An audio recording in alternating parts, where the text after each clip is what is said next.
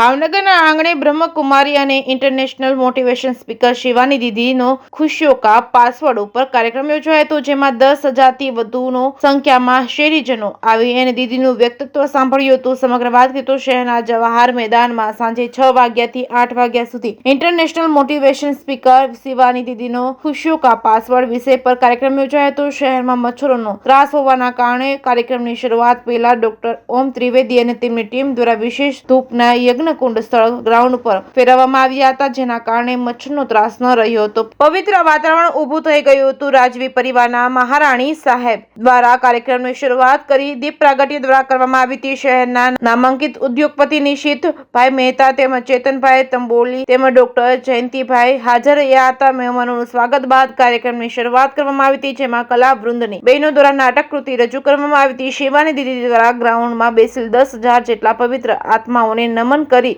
ધ્યાન કરાવવામાં આવ્યું હતું અને પછી તેમણે પોતાનું પ્રવચન શરૂ કર્યું હતું. જે કેસ ન્યૂઝ ગુજરાતી સાથે હિરેન ભાયાણી, ભાવનગર.